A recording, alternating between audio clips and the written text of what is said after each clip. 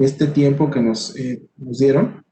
Les presento al doctor Víctor Ríos Dávila. Él es cirujano urólogo, oncurólogo, ¿no?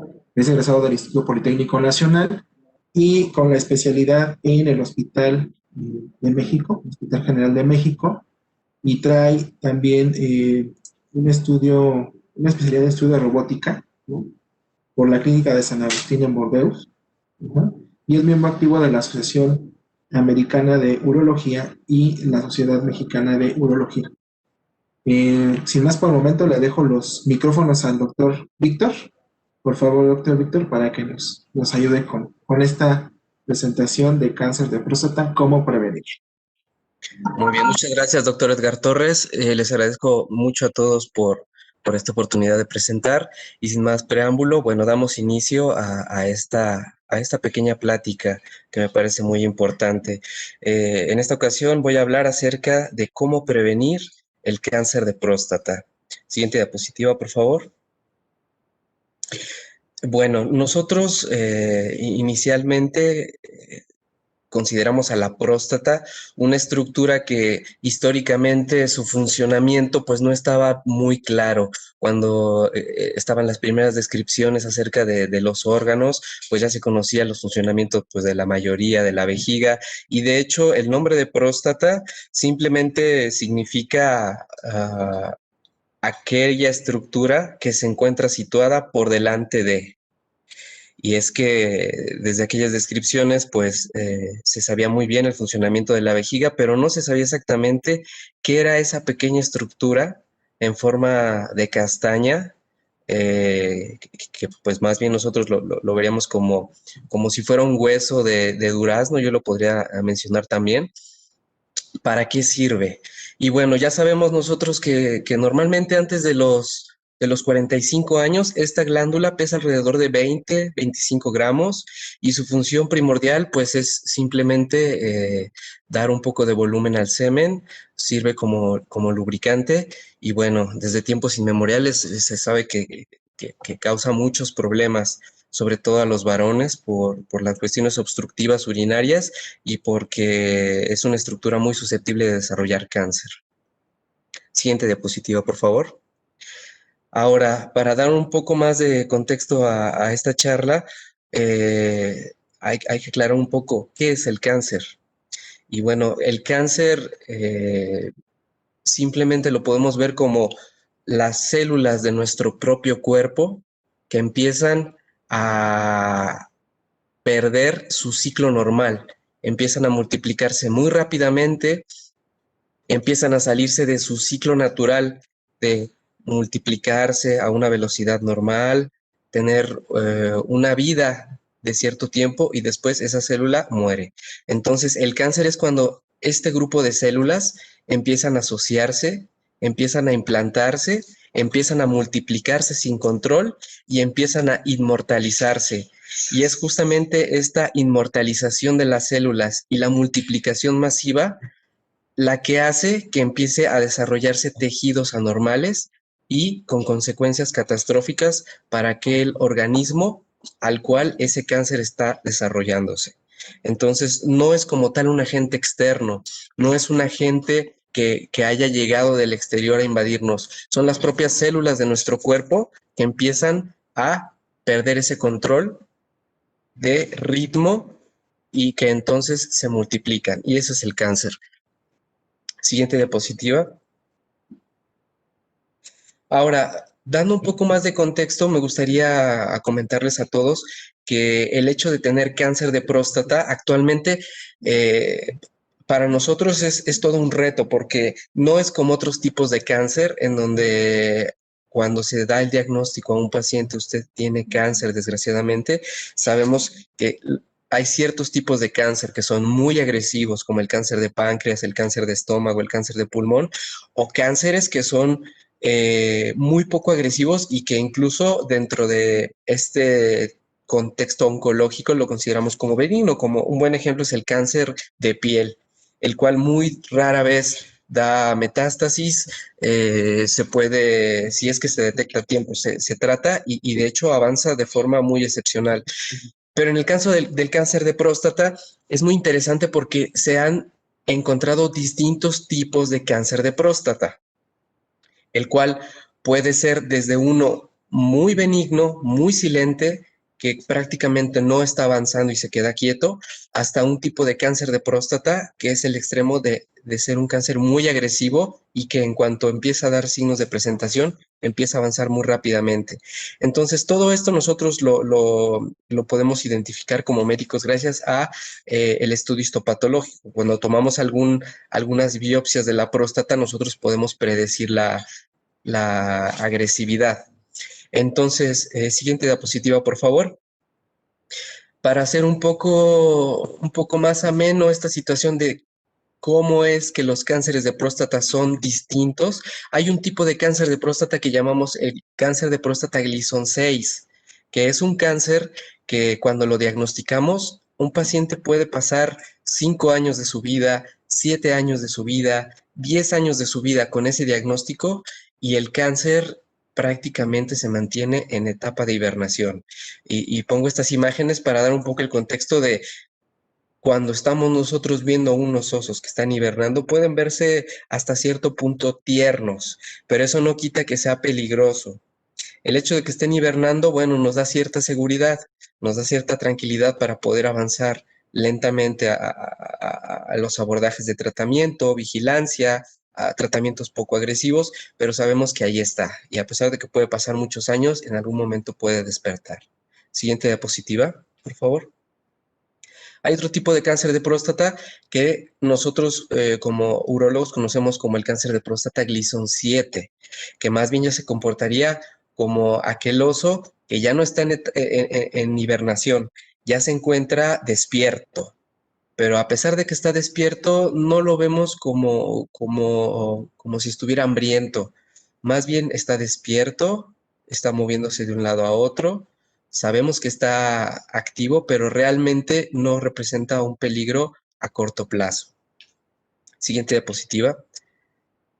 Muy por el contrario, existen otros tipos de cáncer de próstata que conocemos como el Gleason 8, el Gleason 9 y el Gleason 10, que en cuanto nosotros tenemos ese diagnóstico, ya estamos anticipando que ese paciente va a tener un tipo de cáncer con un comportamiento biológico tumoral muy agresivo, con un avance muy rápido y sobre todo si está en etapas avanzadas, el tratamiento va a ser necesario implementarlo inmediatamente y ser mucho más agresivos si queremos combatir a este tipo de cáncer.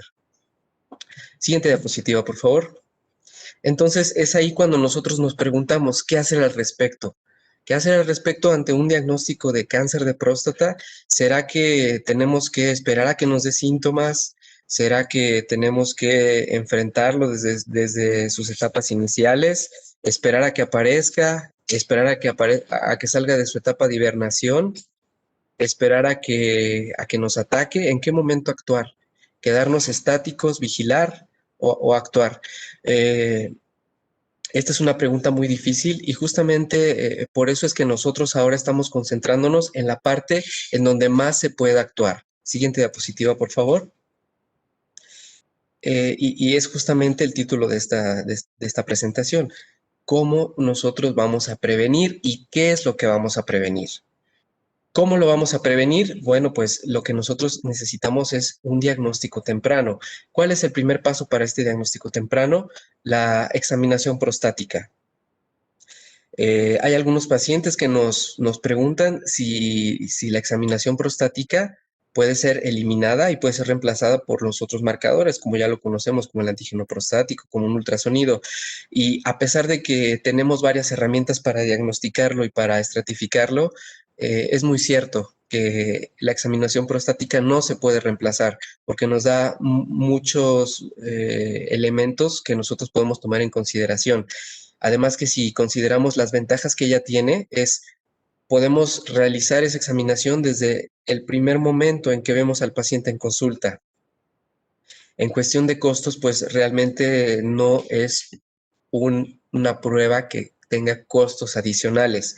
Y muy por el contrario, es muy valiosa para nosotros porque nos permite explorar, nos permite identificar ciertas cosas que los demás estudios no nos permiten. Por ejemplo, la dureza de los nódulos, la extensión, si todavía se encuentra un tumor dentro de la próstata, si ese tumor ya está por fuera de la próstata y está invadiendo estructuras adyacentes. Y finalmente, a pesar de que ahora tenemos muchos elementos, sigue siendo pronóstica. Es decir, que la examinación prostática es uno de los elementos que nosotros, como urólogos y como oncólogos, seguimos tomando en cuenta para clasificar a los pacientes dentro de un riesgo bajo, medio o alto. Siguiente diapositiva, por favor. El otro elemento que nosotros consideramos para esta detección temprana, para este seguimiento que le damos al paciente en la consulta a lo largo del tiempo, es el antígeno prostático específico, el cual desde los años 90 vino a revolucionar la forma en cómo se detecta el cáncer de próstata. Actualmente ya es un estudio que se considera muy económico, que igualmente, al igual que la examinación prostática, es muy valioso porque nos da una cifra en la cual nosotros nos puede ayudar a estimar cuál es el riesgo que tiene un paciente de presentar o no presentar cáncer de próstata. Y además, para nosotros es pronóstico, ya que en aquellos pacientes que sí se llega a detectar que existe un cáncer, nosotros poderlo catalogar porque esta cifra también nos va a indicar qué tan agresivo o qué tan avanzada está la enfermedad. Siguiente diapositiva, por favor. Y hablando un poco también derivado del antígeno prostático específico, mencionamos un caso muy famoso del actor Ben Stiller, el cual, bueno, es muy conocido por muchas películas, normalmente muy cómicas, pues principalmente por las que más lo conocen es en su papel junto a Cameron Díaz en Loco por Mary, el cual dio su testimonio en 2014 que gracias a al uso del antígeno prostático específico, que salió elevado en él, y que él decidió hacer la detección 5 años antes de lo que se considera en Estados Unidos, él dijo, no, yo no me voy a esperar hasta que esté autorizado. 5 años antes yo empiezo la prevención, su antígeno prostático específico salió elevado. Le hicieron una biopsia de próstata y le detectaron el cáncer de próstata. Siguiente diapositiva, por favor. Y bueno, él en su testimonio agradece el hecho de hacerse esa prueba de antígeno prostático que salió elevada y que gracias a ello pudo recibir un buen tratamiento de cáncer de próstata y actualmente pues él está curado de cáncer de próstata. Eso me parece un buen ejemplo de cómo no se puede escatimar en la prevención, en empezar con un historial de detección para poder actuar y poder incidir a tiempo en este tipo de enfermedades. Siguiente diapositiva. Y finalmente tenemos la imagen de la próstata, la cual nos es muy útil. Históricamente lo que más se utilizaba era el ultrasonido. Actualmente el ultrasonido ha perdido relevancia. Lo utilizamos fundamentalmente para la toma de la biopsia de próstata, pero actualmente ya sabemos que ese estudio no detecta al menos un 30 a 40% de las lesiones con cáncer. Solo nos detecta un tercio de aquellas lesiones y existen todavía algunas lesiones que a pesar de que no se observan en el ultrasonido, están presentes. Por eso es que actualmente la resonancia magnética de la próstata ha cobrado una importancia fundamental en esta estrategia que nosotros usamos como urólogos para detectar el cáncer de próstata porque nos permite ver lesiones que con el ultrasonido normalmente no se verían. Nos sirve también para nosotros diseñar nuestra estrategia para que en caso de que, por ejemplo, le propongamos a un paciente con cáncer, necesitamos hacerle una cirugía para quitar la próstata, nosotros tenemos una imagen muy nítida, una imagen en donde podemos no solo saber dónde está la lesión principal, sino además dónde pueden haber lesiones secundarias de cáncer de próstata y finalmente también nos permite saber si el cáncer todavía está dentro de la próstata o si ya salió de la próstata. Por eso es que ahora la imagen ya empieza a ser desplazada por esta resonancia magnética y esperamos que con esto podamos nosotros combatir ese gran rezago que tenemos nosotros en México de detección de cáncer de próstata. Siguiente diapositiva, por favor. Ahora me gustaría hablarles un poco acerca de la etiología, que quiere decir cuáles son los factores de riesgo que existen para nosotros considerar que nos puede dar cáncer de próstata. Siguiente diapositiva. Es bien conocido que la raza de la población es muy importante. Se ha encontrado que la raza africana o todos los descendientes de personas eh, con piel negra, con ascendencia africana, los antillanos o los afroamericanos tienen un riesgo muy superior de cáncer de próstata. Y eso también lo vemos en contraste con los asiáticos y fundamentalmente los japoneses, que dentro de todas las culturas y dentro de todos los tipos de razas de los seres humanos son los que menos riesgo tienen de desarrollar cáncer de próstata. Entonces, ese es uno de los más grandes factores de riesgo. Otro factor de riesgo es aquellos antecedentes familiares de cáncer de próstata. Y recientemente ya se han encontrado también que aquellas personas que tienen familiares que también, mujeres que padecieron cáncer de mama, eso también es un factor de riesgo para nosotros tener cáncer de próstata. Entonces, esa es una información muy importante, porque ahora ya sabemos que no solamente si tuvimos algún familiar con cáncer de próstata, quiere decir que estamos en riesgo. Ahora ya sabemos que si es que tuvimos algún familiar que le dio cáncer de mama, tenemos que ser muy cuidadosos y empezar este estudio de forma temprana. El tercer factor de riesgo es la edad. Y eso, bueno, no tenemos forma de cambiarlo. El tiempo es algo que va avanzando. Cada uno de nosotros empezamos con los años a envejecer y entonces sabemos que el cáncer de próstata se presenta de forma implacable con el paso de los años. A partir de los 45 a 50 años empieza un poco el riesgo de presentarlo, pero es a partir de los 65 años donde ese riesgo se dispara y se dice que ya para los 70, 75 años, alrededor de un 60-70% de personas ya tienen cáncer de próstata, solo que algunos están todavía en fases muy iniciales. Y finalmente ya se han encontrado algunos factores de riesgo genéticos. Siguiente diapositiva, por favor. Para los cuales uno de los principales genes implicados son aquellos genes mediadores del proceso de reparación del ADN, perdón. Y esto es muy interesante para nosotros porque son justamente aquellos genes que también se encuentran alterados en mujeres que presentan riesgo de cáncer de mama metastásico. Eso quiere decir que actualmente ya contamos con pruebas que nos permiten a nosotros predecir si un individuo puede tener cáncer de próstata con base en los genes. Siguiente diapositiva, por favor. Y bueno, existen algunos factores exógenos o factores ambientales que aún no se pueden explicar muy bien. Hay tantos factores que pueden incidir en una persona que es difícil para nosotros decir esto te puede conferir o te puede reducir el riesgo de cáncer de próstata. Lo único que sabemos es que no existe ningún tipo de dieta, ningún tipo de medicamento, ningún tipo de acción que nosotros podamos ejercer que pueda cambiar de forma muy significativa este riesgo. Siguiente diapositiva, por favor.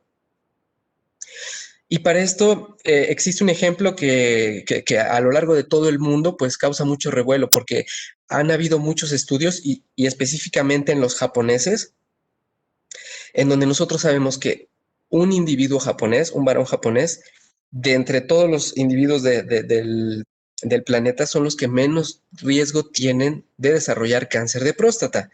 Pero si esta persona, este individuo japonés, migra y se va a vivir a los Estados Unidos y específicamente al estado de California, una vez que se hace la comparación, esa misma población de japoneses, por razones que aún no están bien definidas, aumenta su riesgo de cáncer de próstata y se hace casi igual al resto de las personas que viven en Estados Unidos. Eso quiere decir que hay un montón de factores que aún no hemos encontrado, pero que están ahí y son factores geográficos, son factores inherentes a la cultura, a nuestra alimentación y a nuestros hábitos cotidianos. Así que eso también lo tenemos que tener muy en consideración. Siguiente diapositiva, por favor. Y aquí hay una lista un poco larga, no voy a detenerme para dar muchos detalles, pero ya desde hace más de 20 años se han hecho estudios clínicos, científicos, con muchos pacientes en donde se ha tratado de ver de qué forma podemos disminuir el riesgo de cáncer de próstata. ¿Y qué hemos encontrado? Que estos factores, si nosotros queremos ver, por ejemplo, el alcohol, el consumo alto de alcohol sí se ve relacionado con un aumento en el riesgo del cáncer de próstata, pero es mínimo. Y también, eso es algo muy curioso, la abstención total en el consumo de alcohol también aumenta el riesgo de cáncer de próstata. Eso quiere decir que un consumo mínimo o un consumo muy moderado normalmente mantiene bien el equilibrio. En cuestión de los lácteos, también algunos estudios dicen que el consumo alto de los lácteos puede tener un riesgo de cáncer de próstata, pero realmente la correlación ha sido muy débil, ni siquiera como para hacer una recomendación. Las grasas. No ha existido una correlación de que el consumo de ácidos grasos poliinsaturados de cadena larga o el omega 3 nos dé un efecto protector. Y si hay un efecto protector, esa correlación también es muy baja. También se han estudiado los licopenos que están presentes en los carotenos, en las frutas como la zanahoria, el cual también se ha encontrado un efecto favorable en el consumo de licopenos, pero la correlación sigue siendo muy baja. El consumo de carne que se ha asociado con un aumento de riesgo de cáncer, para el cáncer de próstata realmente no se ha visto ningún cambio. El consumo de fitoestrógenos pueden ser protectores, pero la correlación también es muy baja. La vitamina D también es un poco parecida al alcohol. Es una asociación que en una gráfica es en forma de U. Aumenta el riesgo de cáncer de próstata si se consume muy poca vitamina D y mucha vitamina D también aumenta el riesgo de cáncer de próstata. Eso también nos hace a nosotros pensar que en cuestión de vitaminas también tenemos que ser muy equilibrados. Y también han hecho estudios de vitamina E y de selenio y realmente no se ha visto modificada la incidencia. Se ha visto un riesgo asociado a la exposición prolongada con el selenio, pero realmente las fuentes de selenio son muchas veces geográficas, muchas veces asociadas a lugares en donde se desechan ciertos productos y quedan altas concentraciones de selenio, pero realmente tampoco ahí se ha encontrado una forma efectiva de prevenirlo. Siguiente diapositiva, por favor. Hay algunos factores genómicos y factores ambientales que existen. El ejemplo del japonés que va de Japón a California es uno de los ejemplos más claros. Eso quiere decir que todavía hay muchas cosas que están interactuando en nuestro cuerpo, en el cuerpo de todos los individuos, y que todavía no sabemos qué es lo que está pasando y cómo afecta eso al riesgo. Lo que hemos visto es justamente que países más industrializados, países en donde la alimentación es menos variada, países en donde tienen más exposición a toxinas, eso indudablemente va a conferir un riesgo más alto. Siguiente diapositiva, por favor.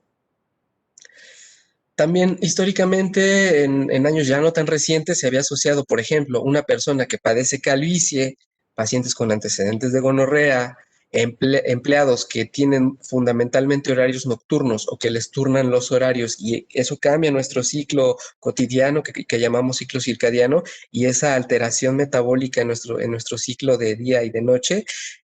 También todos estos factores, incluso como el tabaquismo, la exposición frecuente a cadmio, se han asociado, pero bueno, el cadmio también sabemos, normalmente es en lugares en donde hacen desechos, el tabaquismo, ahí pues fundamentalmente todos los tipos de cánceres van a estar aumentados, pero realmente el hecho de que si una persona es calva, si una persona tuvo antecedente o gonorrea, los empleos nocturnos no tienen un riesgo tan alto como para nosotros dar recomendaciones de que ahí es donde tenemos que incidir para prevenirlo. Siguiente, por favor.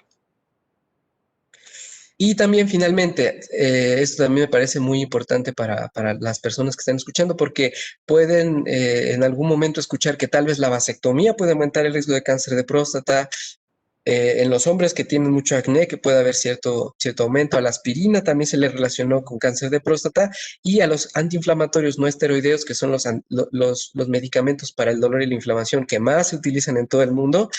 Ya se han hecho estudios y los estudios nuevos pues ya no han surgido positivos y realmente no se consideran un factor de riesgo para cáncer de próstata. En esa situación podemos estar tranquilos. Siguiente diapositiva.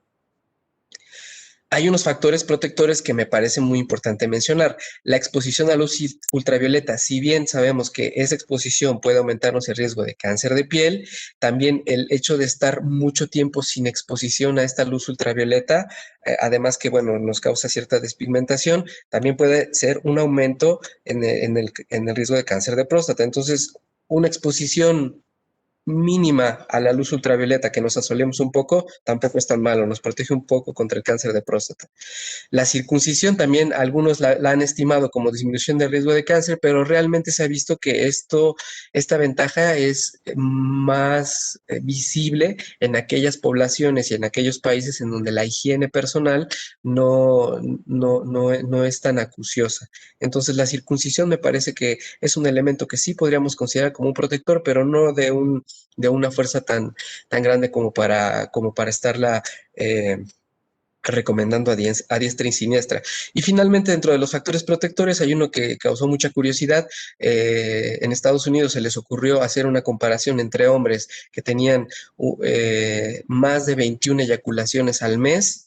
Lo compararon contra los hombres que tenían menos de 7 eyaculaciones al mes y encontraron que realmente los pacientes con aquellas personas a las cuales tenían una alta frecuencia eyaculatoria más de 21 veces al mes, tenían mucho menos cáncer de próstata que aquellas personas que tenían pocas eyaculaciones. Esto todavía no está muy claro cuáles son las causas. Esto nos abre un panorama muy amplio para nosotros preguntarnos pues, cuáles serían las razones, pero lo que nosotros al menos sabemos es que una buena salud sexual nunca está por demás y con estos estudios que sabemos que también nos puede proteger frente al cáncer de próstata, pues nos hace pensar que nunca hay que olvidar la importancia de la salud sexual. Siguiente diapositiva, por favor. ¿Qué hacemos entonces? Aquí el mensaje fundamental que yo quisiera dar de estas cosas que yo menciono es fundamentalmente para saber que realmente todavía no tenemos la tecnología para poder predecir a qué hombre le va a dar cáncer de próstata en algunos años y a qué hombre no le va a dar y podemos estar felices cierto tiempo. Lo que nosotros tenemos que entender que tenemos que prevenir son aquellas formas avanzadas. El que un paciente llega demasiado tarde porque el antígeno ya está muy alto, porque tiene tal vez un cáncer de próstata que estuvo ahí durante 5 años, durante 10 años, pero nunca se fue a revisar. Nunca supo cómo estaba su antígeno prostático, no le hicieron una examinación prostática o ya tiene más de 7 años o 10 años que nunca se la hizo y entonces si algo aparece, no sabemos que está ahí, porque es una enfermedad silenciosa, que no causa síntomas hasta que ya es demasiado tarde. Entonces, en esta charla, uno de los mensajes en cuanto a qué debemos hacer, me parece, es la prevención de no llegar demasiado tarde, de empezar de forma temprana, acudir a revisión. Siguiente diapositiva, por favor. Y recordar cuáles son los 5 factores más relevantes. Mientras mayor edad, hay más riesgo. Si hay algún familiar con cáncer de próstata o cáncer de mama, hay riesgo. Si el antígeno prostático está alto, hay más riesgo. ¿Cómo encontró el urólogo que hizo la revisión prostática? Si hay alguna cosa sospechosa o si todo está tranquilo. Y finalmente, en la medida de lo posible, tener una imagen de la próstata que nos permita a nosotros saber cómo está en ese momento para que nosotros podamos a partir de ahí hacer evaluaciones a futuro. Siguiente diapositiva, por favor. En cuanto a la epidemiología, siguiente, por favor. Estas cifras que tengo son de Globocan, es una agencia de investigación de cáncer que depende de la Organización Mundial de la Salud y se le conoce como el Observatorio Global del Cáncer. Siguiente diapositiva. Y aquí tenemos que el cáncer de próstata es el cáncer más frecuente en el hombre mayor a 50 años. Entonces, aquí también tenemos que considerar, no es lo mismo cuando aparece el cáncer y da síntomas que ya son 10 o 15 años después de que aparece, pero sabemos que en muchas de las personas a partir de los 50 ya empieza a desarrollarse. Es el 15% de todos los cánceres diagnosticados y yo creo que en México está muy subdiagnosticado. Incluso en el INCAN encuentran cifras que el 70% de los pacientes que diagnosticamos con cáncer de próstata ya los diagnosticamos en etapas avanzadas, el 70%. Eso comparado con los países de primer mundo nos hace ver que a pesar de que en México es uno de los principales problemas de salud pública, seguimos sin diagnosticarlos de forma temprana y una vez que tenemos el diagnóstico ya es demasiado tarde. Alrededor del mundo se registra 1.1 millón de casos nuevos en 2012 y en 2018 1.3 millones de casos nuevos a nivel mundial. Eso quiere decir que es una enfermedad muy prevalente. Siguiente, por favor. Aquí podemos ver en esta gráfica cómo de todos los tipos de cáncer, los dos principales son, en el caso de la mujer, el cáncer de mama con un 14% y en el caso del hombre, el cáncer de próstata 13%. El resto de los cánceres son menos frecuentes. El que más se le acerca es el de colon y recto con 7%, pero aquí podemos ver cómo en el caso de la mujer el de mama y en el caso del hombre de próstata es donde más debemos concentrar nuestros esfuerzos. Siguiente diapositiva, por favor. Esta es una gráfica que excluye a las mujeres, deja solamente a los hombres y vemos cómo el cáncer de próstata tiene mayor relevancia. Casi un 30% de los cánceres que diagnosticamos son cáncer de próstata. Siguiente, por favor. Aquí podemos ver esta gráfica que divide a los hombres y a las mujeres y podemos ver hasta arriba el caso del cáncer de próstata, 40%, y en caso de mujeres cáncer de mama, el 39%. El resto de los cánceres son menos prevalentes. Siguiente, por favor. Y esto es una vez que ya está estandarizado por edad. Ya cuando se toman esas poblaciones a partir de los 50 años, que es cuando más cáncer hay, podemos ver cómo el cáncer de próstata incluso rebasa la importancia del cáncer de mama, pero esto es porque el cáncer de próstata se desarrolla ya en una etapa muy tardía, ya después de los 50 años. Siguiente, por favor. ¿Qué hacer al respecto? Siguiente. Pues lo que ya habíamos visto, una detección oportuna, tomarnos una prueba de antígeno prostático, tener idealmente una imagen de la próstata y sobre todo acudir a la examinación prostática. Siguiente diapositiva.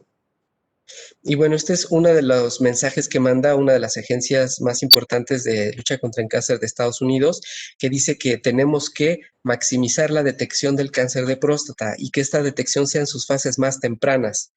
Esto nos va a incrementar que detectemos tanto las formas hibernantes como las formas agresivas, y son aquellas formas agresivas en las que tenemos que centrarnos para darles un tratamiento más temprano. Siguiente, por favor. ¿Cuál es el abordaje médico? Siguiente. Una vez que tenemos a un paciente con el riesgo, pues nosotros procedemos a tomar una biopsia de próstata. Esa biopsia de próstata, afortunadamente, ya podemos tomarla con equipos de alta tecnología, que no solo nos permite tomar muestras aleatorias de la próstata, sino que ya nos permite, siguiente diapositiva, por favor, tomar estas biopsias a unas lesiones específicamente. Siguiente, por favor. Ya tenemos algunas sondas semirrobóticas que nos permiten ser muy precisos en la toma de la biopsia. Siguiente, por favor. Y esto, aunado a el acceso a una buena resonancia magnética, nos permite realmente ir hacia la lesión sospechosa y tener una mejor caracterización de estas lesiones. Siguiente, por favor.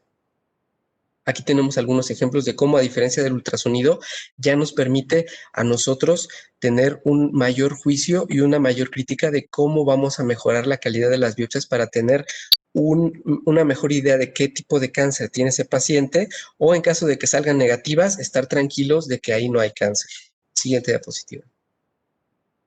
Incluso nos puede permitir tomar muestras de una lesión de hasta 1.6 centímetros cúbicos de tamaño. Eso quiere decir que a pesar de que el cáncer sea pequeño, nosotros podemos detectarlo.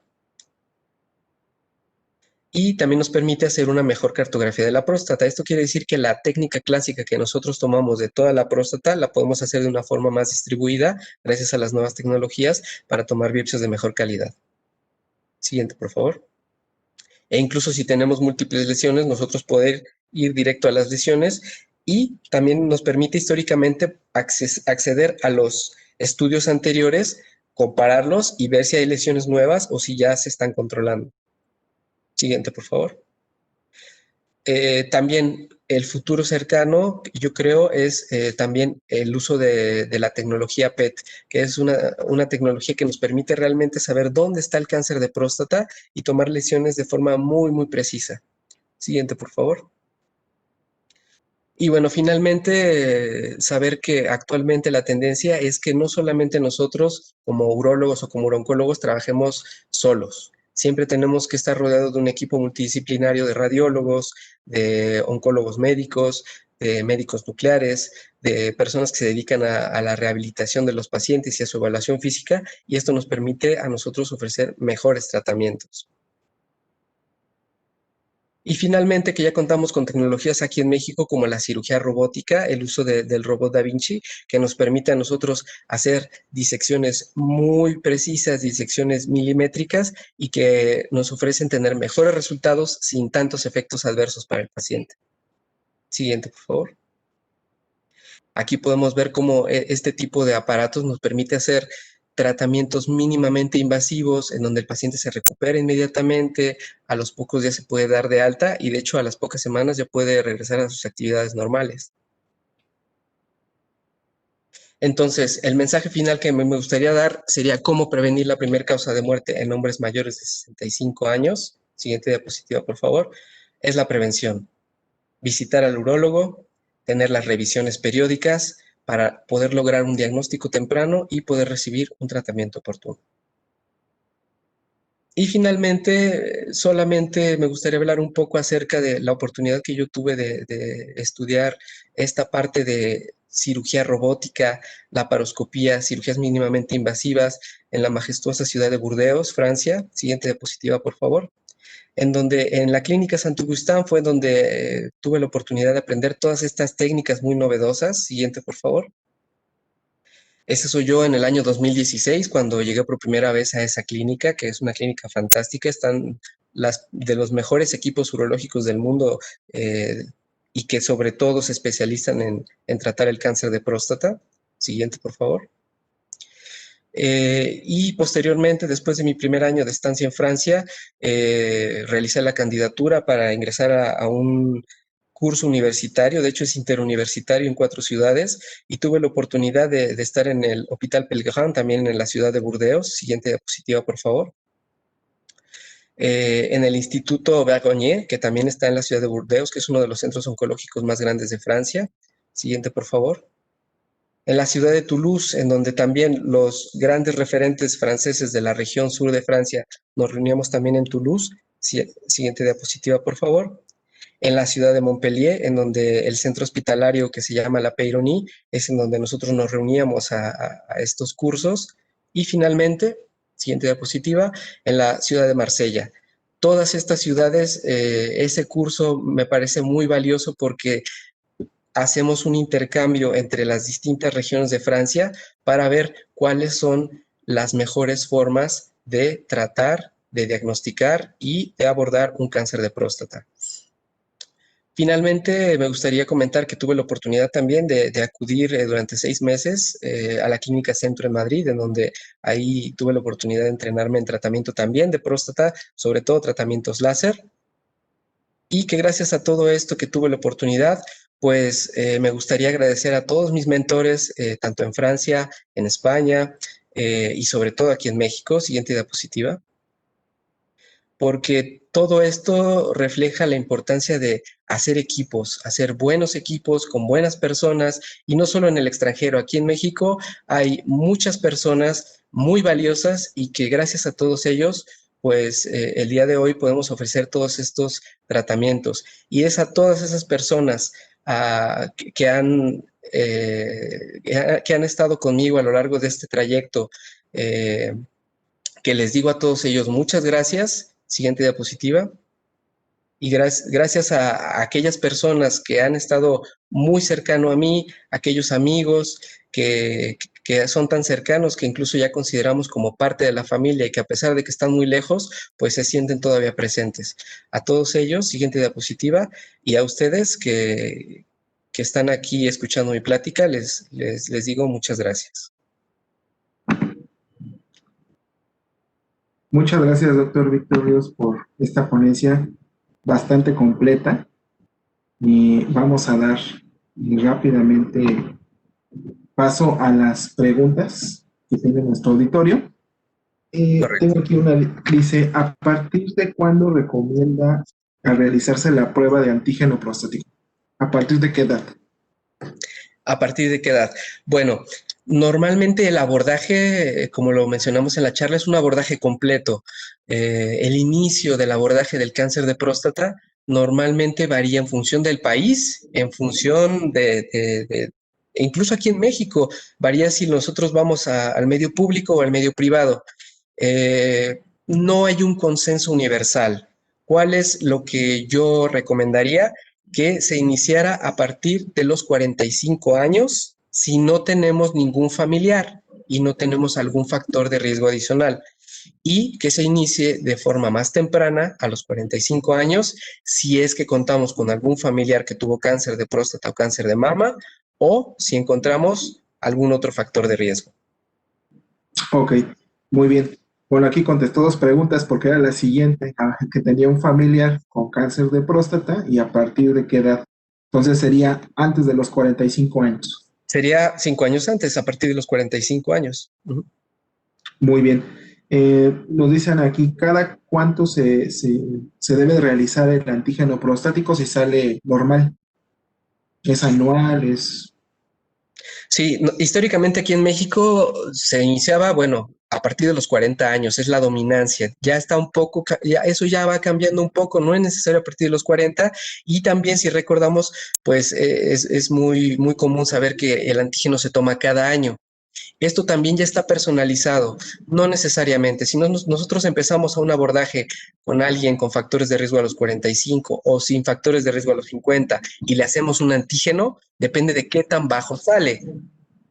Hay pacientes que tienen antígeno de 0.9, 0.7, al cual podemos tomar el siguiente antígeno hasta dentro de 2 o 3 años.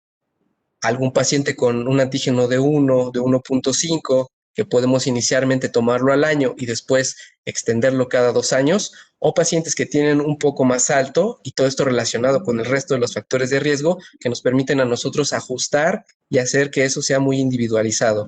Yo diría que en términos generales es cada 1 o 2 años que se debe realizar, pero como ya lo mencioné, eso depende de cada persona. Muy bien. Otra pregunta aquí nos dice, ¿cuándo se considera elevado el antígeno prostático? ¿A partir de qué cifra? Ok, bueno, para responder esto también, aquí en México normalmente el consenso universal era menos de 4 está normal, de 4 a 10 es intermedio y más de 10 ya nos hace a nosotros mandar al paciente a hacer una biopsia. Esto también ya está cambiando y nos hace ver que a pesar de que hay pacientes con un antígeno de 2 o con un antígeno de 3, es el conjunto de los factores que nosotros hacemos el que nos hace decidir, va a pasar al siguiente nivel, vamos a tomar una biopsia. Porque, voy a poner un ejemplo, no es lo mismo un paciente que tiene un antígeno de 6, que ya históricamente o clásicamente consideraríamos como con cierto riesgo, pero ya que vemos, tiene una próstata grande, tal vez tuvo antecedente de prostatitis, vemos que las variaciones son muy ondulantes, sube y baja, entonces eso nos hace tranquilizarnos en la cuestión de cáncer y decir, no se preocupe. A diferencia de un paciente que puede tener, en vez de como este paciente de 6, antígeno de 2, pero al tacto rectal tenemos un nodulito. O tenemos ya que esta paciente ya históricamente ya tiene su historial de antígeno prostático, y si sabemos, por ejemplo, que hace 5 años tenía 0.5, hace 4 años tenía 0.8, hace 3 años tenía 1 y ahora tiene 2, es una cifra ascendente y eso es lo que nos da más la pauta. Eso quiere decir que no es tanto el valor del antígeno, es cómo se comporta alrededor del tiempo, y que además eso lo debemos sumar al resto de los elementos que nosotros consideramos. Entonces, no hay una cifra, no hay una cifra real, es solo un elemento que consideramos, pero lo que sí sabemos es que mientras más alto sea el antígeno, más riesgo tenemos.